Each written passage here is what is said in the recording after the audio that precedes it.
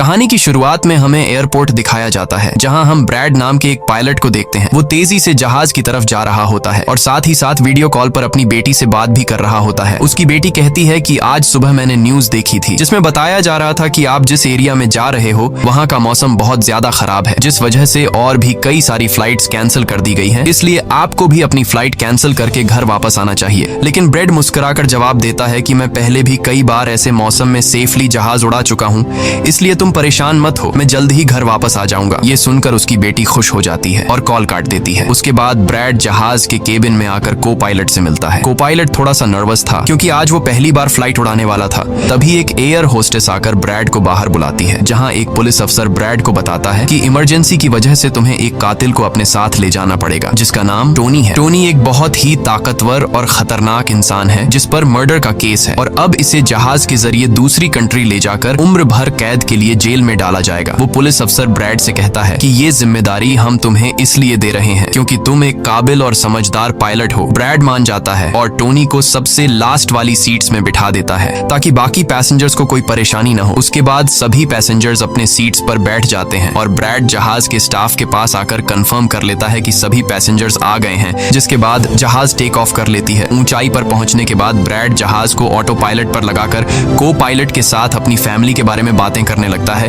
Bread को pilot को mobile में अपनी बेटी की फोटो दिखाता है और कहता है कि मैं अपनी बेटी से बहुत प्यार करता हूं और हमारा इस दुनिया में एक दूसरे के अलावा और कोई भी नहीं है। दूसरी तरफ जहाज में बैठे पैसेंजर्स सफर को एंजॉय कर रहे होते हैं, लेकिन उन्हें पता नहीं था कि कुछ देर बाद उनके साथ बहुत ही बुरा होने वाला है। केबिन में बैठे दोनों पायलट्स भी खुश थे और जहाज भी नॉर्मल तरीके से फ्लाई कर रहा था, लेकिन तभी अचानक मौसम खराब हो गया और जहाज हल्के से झटके लेने लगा, जिस वजह से ब्रैड परेशान हो जाता है क्योंकि उसे कुछ ठीक नहीं लग रहा था। वो सभी मुसाफिरों को सीट बेल्ट बांधने के लिए अनाउंस करता है और रेडियो के जरिए वो कंट्रोल टावर से बात करने की कोशिश करता है, पर उसकी बात नहीं हो पाती क्योंकि मौसम खराब होने की वजह से यहाँ के सारे रेडियोस काम करना बंद कर देते हैं। तभी अचानक बिजली का तेज झटका प्लेन से आकर लगता है, जिस वजह से प्लेन जोर जोर से झटके लेने लगता है। ब्रैड पैसेंजर्स का हाल देखने के लिए केबिन से बाहर जाता है। पैसेंजर्स को देखकर ब्रैड को थोड़ा बहुत सुकून मिल जाता है क्योंकि सभी पैसेंजर्स सेफ थे, पर यहाँ अब धीरे धीरे लाइट बंद होती जा रही थी और तभी प्लेन को कई और झटके लगते हैं, जिससे ब्रैड का सिर सामने छत से टकराकर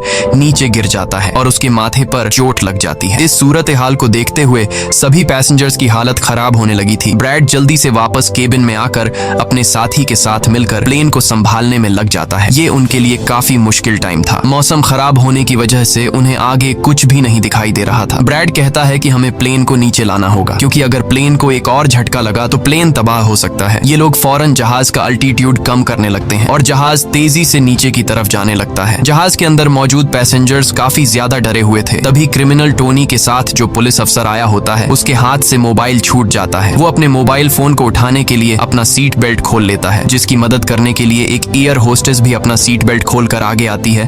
अब क्योंकि प्लेन तेजी से नीचे की तरफ जा रहा था, जिस वजह से उनका सीट बेल्ट खुलते ही ये दोनों तेजी से ऊपर छत से टकरा जाते हैं। ये दोनों इतनी तेजी से छत से टकराते हैं कि उनकी तुरंत मौत हो जाती है। इतने में जहाज काफी कम अल्टीट्यूड पर आ जाता है और किसी तरह करके ये दोनों पायलट जहाज को कंट्रोल कर लेते हैं, लेकिन अब जहाज में ज्यादा पावर नहीं बची होती, इसलिए ब्रैड जहाज को एयरपोर्ट तक नहीं पहुंचा सकता था, जिस वजह से ब्रैड जहाज को नीचे लाकर समंदर में क्रैश लैंड करने का सोचता है। लेकिन तभी ये दोनों कुछ दूर एक आइलैंड देख लेते हैं, जिसके बाद ब्रैड जहाज की डायरेक्शन आइलैंड की तरफ कर लेता है और आइलैंड पर लैंड करने का फैसला करता है। कई मुश्किलों के बाद ब्रैड इस आइलैंड पर मौजूद एक रोड पर फाइनली इमरजेंसी लैंड कर लेता है। लकीली इस इमरजेंसी लैंडिंग में सभी पैसेंजर्स सही सलामत होते हैं और किसी को भी चोट नहीं आती। तभी जहाज में पीछे शॉर्ट सर्किट होता है, जिससे देखकर ब्रैड खुश हो जाता है क्योंकि जहाज में अभी भी थोड़ी बहुत बिजली बची हुई थी। सभी पैसेंजर्स के जहाज से उतरने के बाद एक एयर होस्टेस कैप्टन ब्रैड को बताती है कि क्रिमिनल टोनी को ले जाने वाला पुलिस अफसर मारा गया है और एक एयर होस्टेस भी मारी गई है। ये सुनकर ब्रैड बहुत ज्यादा मायूस हो जाता है। दूसरी तरफ एयरलाइन कंपनी का मालिक देखता है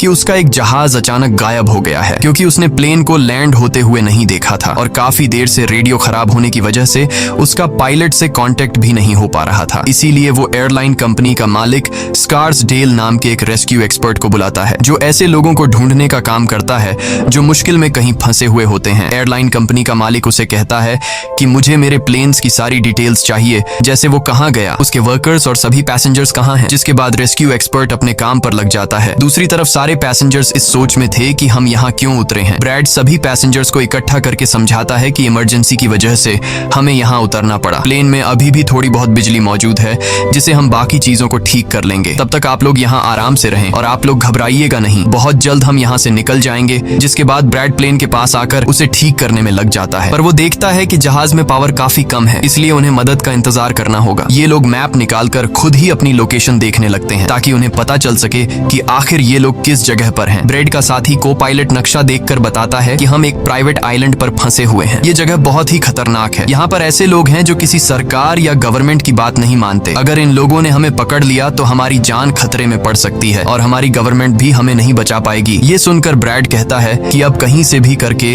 हमें अपनी रेस्क्यू टीम को यहाँ पर बुलाना ही होगा ताकि वो आकर हम सबको बचा ले, क्योंकि यही एक रास्ता है यहाँ से निकलने का। जिसके बाद ये दोनों मदद बुलाने के लिए रेडियो ठीक करने लगते हैं, लेकिन आसमानी बिजली के टकराने से रेडियो बिल्कुल खराब हो चुका था। अब ब्रैड सभी पैसेंजर्स के पास आकर उन्हें बताता है कि किसी खराबी की वजह से रेडियो काम नहीं कर रहा, लेकिन आप सब परेशान मत हो। ब्रैड उन्हें तसल्ली देता है कि हम आइलैंड के दूसरी साइड पर जाकर रेडियो को ढूंढेंगे और कंट्रोल टावर को अपनी लोकेशन बताकर रेस्क्यू टीम को यहाँ पर भेजने के लिए कहेंगे, जो आकर आप सब लोगों को बचा लेंगे। और यहाँ ब्रैड एक बहुत बड़ा कदम उठाता है। वो कहता है कि मेरे साथ टोनी जाएगा। ये कहकर वो टोनी की हथकड़ी खोल देता है। यहाँ ब्रैड जहाज के कोपायलट से कहता है कि तुम जहाज की पावर को रिपेयर करने के काम पर लग जाओ। मैं जल्द ही किसी भी कांटेक्ट के जरिए रेस्क्यू टीम को यहाँ तक लाने की कोशिश करूंगा। जिसके बाद टोनी और ब्रैड रेडियो ढूंढने के लिए जंगल की तरफ निकल पड़ते हैं। रास्ते में टोनी ब्रैड को उस पर भरोसा करने के लिए थैंक्स कहता है। अब हम इस आइलैंड पर रहने वाले आतंकवादी ग्रुप को देखते हैं, जिनके पास एक आदमी दौड़ कर आता है और वो आदमी उस ग्रुप के लीडर को बताता है कि यहाँ आइलैंड पर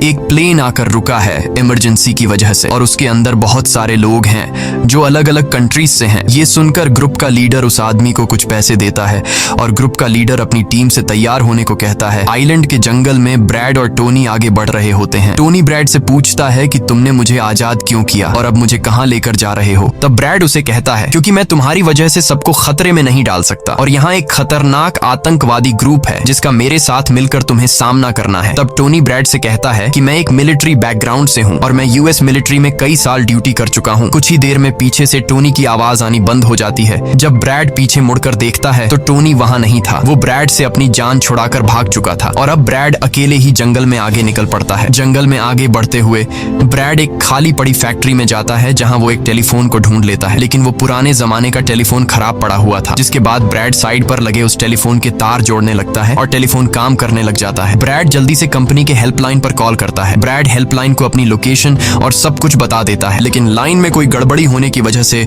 सामने वाले इंसान तक उसकी आवाज ठीक से नहीं पहुंच रही होती, जिस वजह से हेल्पलाइन वाले ब्रैड की कॉल काट लेते हैं। तब ब्रैड को एक आइडिया आता है। वो अपनी बेटी को कॉल करता है और उसे अपनी लोकेशन और बाकी सारी चीजें एक पेपर पर लिखकर उसके ऑफिस तक पहुंचाने को कहता है। तभी बातचीत के दौरान पीछे से एक आदमी आकर ब्रैड पर हमला कर देता है, लेकिन ब्रैड उसे काफी मुश्किल से काबू कर लेता है और उस आदमी को मार मार कर बेहोश कर देता है। तभी ब्रैड को महसूस होता है कि एक और आदमी इस कमरे में आ रहा है, इसीलिए जल्दी से वो छिप जाता है। पर वो आदमी कोई और नहीं बल्कि टोनी था, जिसने बहुत सारे गुंडों को मारकर उनके हथियार ले लिए थे। और वो ब्रैड को आवाज देता है कि डरो मत, बाहर निकलो। फिर जब ब्रैड सामने आता है तो टोनी ब्रैड को एक बंदूक पकड़ा देता है उसकी हिफाजत के लिए। उसके बाद ये दोनों जब फैक्ट्री के नीचे वाले फ्लोर में आते हैं तो यहाँ उन्हें एक कैमरा मिलता है, कैमरा की रिकॉर्डिंग और वहाँ पड़े पासपोर्ट से इन्हें पता चलता है कि इस आइलैंड पर रहने वाले आतंकवादी लोगों को किडनैप करके उनकी फैमिली से काफी बड़ी रकम की डिमांड करते हैं। और जब किडनैप किए हुए बंदे की फैमिली की तरफ से उन्हें पैसे मिल भी जाते हैं तब भी ये लोग उसे छोड़ने के बजाय मार देते हैं। ये देखकर ब्रैड समझ जाता है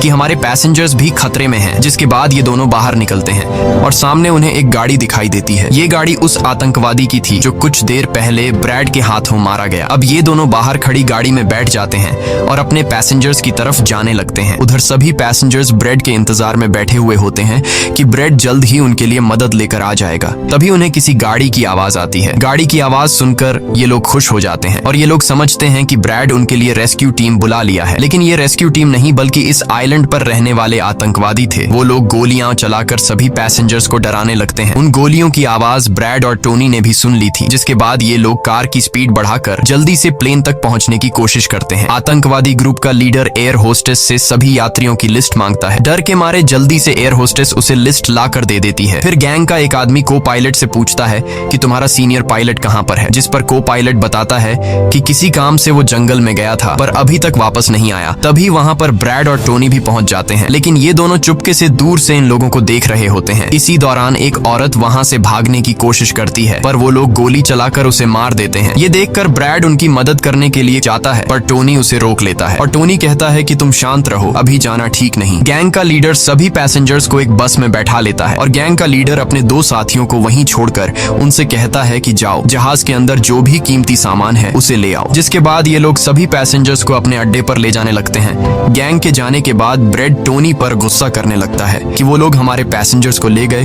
और तुमने मुझे जाने ही नहीं दिया। जिस पर टोनी उसे समझाता है कि वो लोग काफी ज्यादा थे, अगर तुम चले भी जाते तो इतनी बड़ी आर्मी से अकेले नहीं लड़ पाते। अब ये दोनों प्लेन की तरफ बढ़ने लगते हैं और उन दोनों गुंडों को पकड़ लेते हैं जो प्लेन से कीमती सामान चुरा रहे थे। ब्रेड गन पॉइंट पर उनसे पूछता है कि तुम्हारा लीडर पैसेंजर्स को कहां पर लेकर गया होगा, जिस पर वो बताता है कि यहाँ से कुछ दूर हमारा एक अड्डा है और वो सब वहीं गए होंगे। दूसरी तरफ ब्रेड की बेटी रेस्क्यू एक्सपर्ट के पास ब्रेड का लिखवाया हुआ पेपर दे देती है जिस पर प्लेन का लोकेशन और सारी जानकारी लिखी गई होती है। रेस्क्यू एक्सपर्ट सैटेलाइट की मदद से प्लेन की लोकेशन का पता लगा लेता है। उन्हें पता चल जाता है कि प्लेन एक आइलैंड पर फंसा हुआ है और उन्हें ये भी पता चल जाता है कि इस आइलैंड पर एक खतरनाक आतंकवादी ग्रुप है। इसके बाद वो रेस्क्यू ऑफिसर अपनी एक प्राइवेट आर्मी के कैप्टन को कॉल करता है और उसे ये सारी सिचुएशन समझाकर उस आइलैंड पर जाने को कहता है। प्राइवेट आर्मी का कैप्टन मान जाता है और अपने साथियों के साथ एक पैसों का भरा हुआ बैग और कई सारे वेपन्स के बैग गाड़ी में लोड करके उस आइलैंड पर जाने के लिए रेडी हो जाते हैं। दूसरी तरफ ब्रेड देखता है कि उन आतंकवादियों के ले जाने से पहले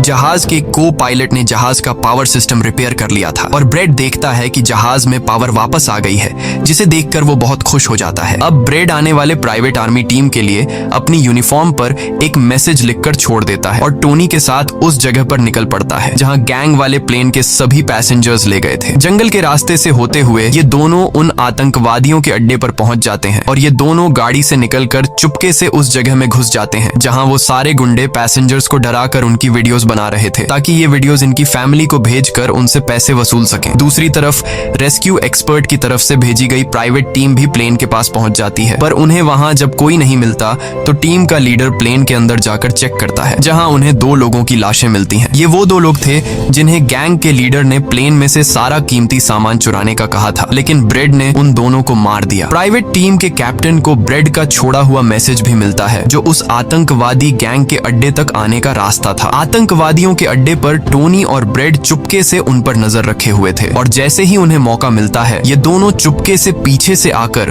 दो आतंकवादियों को मार देते हैं। फिर ये दोनों चुपके से आगे बढ़ते हैं और एक कमरे के बाहर जा पहुंचते हैं। इस कमरे के अंदर सभी पैसेंजर्स को कैद करके रखा गया था। अब ब्रेड इन लोगों को छुड़ाना तो चाहता था पर वहां बहुत सारे गार्ड्स पहरा दे रहे थे और ब्रेड के पास दरवाजे का ताला खोलने की चाबी भी नहीं थी। इसके बाद ये दोनों एक एक करके उन गार्ड्स को मार गिराते हैं और टोनी तो हथौड़ा उठाकर कई सारे गार्ड्स को हथौड़े से मार देता है। यहाँ ब्रेड एक गार्ड से चाबी लेकर उन पैसेंजर्स को कमरे से आजाद कर देता है। वो उनसे कहता है कि जल्दी से उसी बस में बैठ जाओ जिसमें तुम सबको आतंकवादियों ने यहाँ लाया था और वो सभी जल्दी से उस बस में जाकर बैठ जाते हैं। तभी टोनी ब्रेड के पास आकर बताता है कि यहाँ से गाड़ी के जरिए बाहर निकलने का सिर्फ एक ही रास्ता है, मगर वहाँ कई सारे गुंडे बंदूक लिए खड़े हैं जो हमें देखते ही हम पर गोलियां बरसाना शुरू कर देंगे। जब ब्रेड पैसेंजर्स की तरफ देखता है तो वो सभी बहुत ज्यादा डरे हुए होते हैं। अब यहाँ ब्रेड अपनी जान को खतरे में डालते हुए एक फैसला करता है और टोनी से कहता है कि मैं वहां पर मौजूद सभी आतंकवादियों का ध्यान भटकाऊंगा और तुम मौके का फायदा उठाते हुए सभी पैसेंजर्स को यहाँ से ले जाना। अब पहले तो टोनी ब्रेड को ऐसा करने से मना करता है। वो कहता है कि ऐसा करने से वो लोग तुम्हें मार देंगे, लेकिन ब्रेड कहता है कि इसके अलावा हमारे पास और कोई दूसरा रास्ता नहीं है। ये सुनकर टोनी मान जाता है। ब्रेड वहां से निकलकर आतंकवादियों के पास आता है। वहां ब्रेड गैंग के लीडर से बात करता है कि मैंने हेल्प के लिए इन्फॉर्म कर दिया है, जल्द ही यहाँ पर रेस्क्यू टीम आ जाएगी,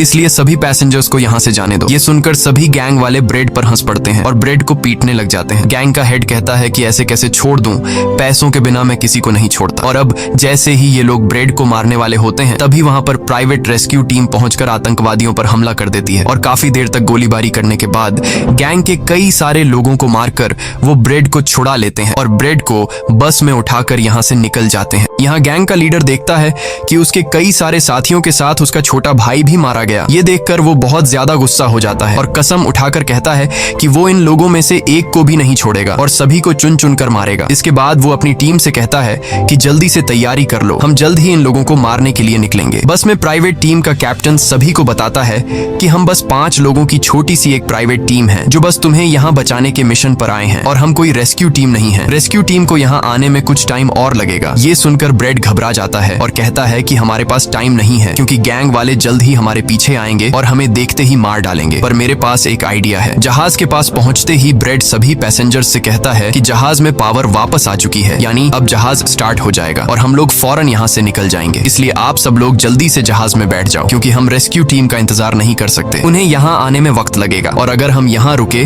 तो उन आतंकवादियों के हाथों मारे जाएंगे। ये सुनकर सारे लोग प्लेन में बैठ जाते हैं जबकि ब्रेड प्लेन की तमाम चेकिंग करने में लग जाता है और प्राइवेट टीम के लोग पहले से आने वाले खतरे के लिए तैयार बैठ जाते हैं। तभी अचानक वो आतंकवादी ग्रुप आकर उन पर हमला कर देता है, जिन्हें देखकर प्राइवेट टीम उन्हें रोकने में लग जाती है और यहाँ दोनों तरफ से काफी गोलीबारी होती है। पर इस प्राइवेट टीम के पास काफी अच्छी गन्स थी जिस वजह से वो बहुत सारे गुंडों को मार देते हैं। ब्रेड जल्दी से प्राइवेट टीम के लीडर को बताता है कि मैं अगले 5 मिनट बाद जहाज को स्टार्ट करने वाला हूँ और तुम सब भी जल्दी से जहाज में चढ़ जाना। इसके बाद ब्रेड टोनी के पास जाता है और उसका शुक्रिया अदा करता है कि तुमने मेरे इतने मुश्किल वक्त में साथ दिया। ब्रेड खुद को गोलियों से बचाते हुए अंदर जहाज में आकर अपने केबिन में बैठ जाता है और अपने साथी को पायलट के साथ मिलकर प्लेन को स्टार्ट करने में लग जाता है। उधर टोनी के पास गोलियां खत्म हो जाती हैं और जब वो बुलेट्स ढूंढने के लिए प्राइवेट टीम का बैग चेक करता है तो उसे वहां पैसों से भरा हुआ एक बैग मिलता है। लेकिन इस वक्त टोनी पैसों को छोड़कर दूसरी बैग से गोलियां निकालकर दोबारा आतंकवादियों से लड़ने लगता है। यहाँ तब तक ब्रेड भी प्लेन को राइट साइड पर घुमा देता है। अब प्राइवेट टीम के सोल्जर्स भी एक एक करके जहाज में चढ़ने लगते हैं और टोनी उन्हें कवर फायर देता है। पावर आने की वजह से रेडियो भी काम करने लग जाता है। अब ब्रेड को प्लेन कंपनी का मालिक बताता है कि मैं तुम्हें कोई सुरक्षित जगह बता दूंगा जहां तुम जा सकते हो। अब सभी लोग जहाज में चढ़ जाते हैं पर टोनी नहीं चढ़ता। वो पैसों से भरा बैग लेकर वहां से भागने लगता है क्योंकि अगर वो इनके साथ प्लेन में वापस गया तो पुलिस वाले उसे फिर से पकड़कर जेल में डाल देंगे। गैंग का लीडर अपने साथियों को मरता हुआ देखकर गुस्से से पागल हो जाता है। वो प्लेन के सामने रॉकेट लॉन्चर लाकर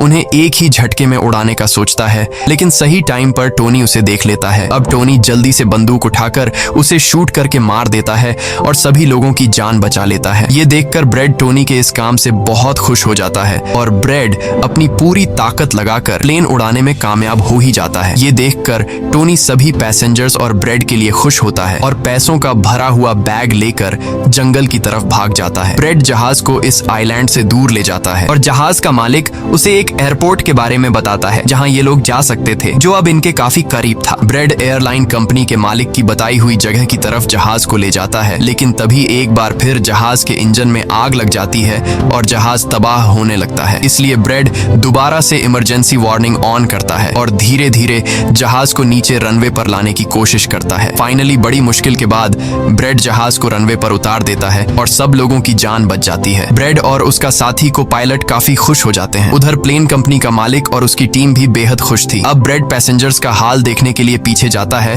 तो वो देखता है कि सभी पैसेंजर्स सेफ हैं और ये देखकर उसके दिल को सुकून मिल जाता है। वहाँ खड़े सभी पैसेंजर्स ब्रेड के लिए तालियां बजाने लगते हैं और ब्रेड का शुक्रिया अदा करते हैं। कुछ ही देर में वहाँ उनके लिए रेस्क्यू टीम भी आ जाती है, जिसे देखकर सभी पैसेंजर्स खुश हो जाते हैं। यहाँ ब्रेड सभी पैसेंजर्स को रेस्क्यू टीम के साथ भेज देता है और कैप्टन फाइनली सुकून की सांस लेते हुए जहाज की सीढ़ियों पर बैठकर अपनी बेटी से कॉल पर बात करता है। इसी के साथ ये कहानी खत्म हो जाती है। अगर आपको वीडियो अच्छी लगी हो तो हमारे चैनल को सब्सक्राइब और वीडियो को लाइक जरूर कीजिएगा।